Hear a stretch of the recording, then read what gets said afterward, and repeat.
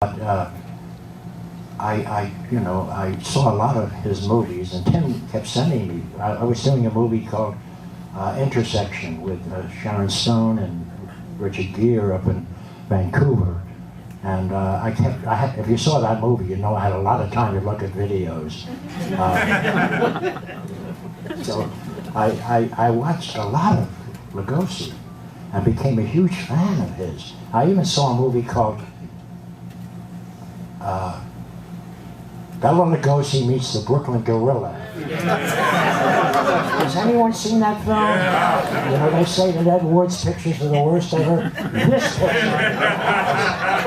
I mean, there's a Martin and Lewis look-alike, a guy who sings and a guy who does spastic humor, and then there's an old man in a castle injecting monkeys with a serum that turned them into a man in a terrible-looking gorilla suit the next day.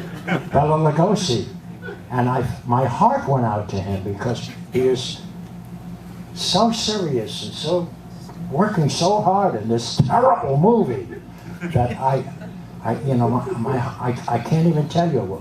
I mean, I cried for it, and that kind of won me over. When that was probably the worst film I've ever seen. And Bela Lugosi was in it, of course.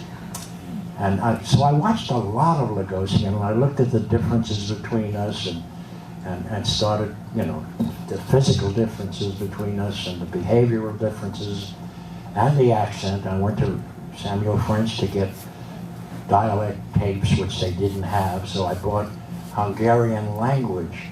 I learned how to speak Hungarian and where the tongue would go. It's hard to lose a Hungarian accent. I mean, the Gabors, have been here, they sound like they just got off the banana boat. And I remember when I first came to Hollywood, a guy called Joe Pasternak, the producer, came from Hungary, and you couldn't understand him. I sat in his office saying, "What?" You needed subtitles. Yes, you needed those. Underneath him, changing all the time. Because I literally did not understand a thing he said to me.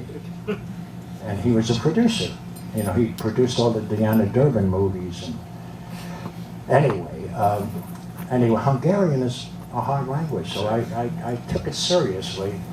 And Peter Medak, who's a Hungarian, after Ed Wood, I got nicer reviews, but he called me and he was the director that I'd worked with in England, and he is Hungarian. And he said, "Martin, you did a very good Hungarian." And I said, "Really, thank you." He said, "You know why I liked it?" I said, "Why?" He said, "Because you aren't an actor trying to do a Hungarian accent. You're a character trying not to," which is exactly what I did. I learned how to do it, and then I tried not to do it. And that sounds crazy, but it's the way I work. I have odd ways of thinking about things. People don't try to cry, people don't try to laugh. It's how you try not to. Drunks don't try to get drunk. They try to get drink, but they don't, no one tries to be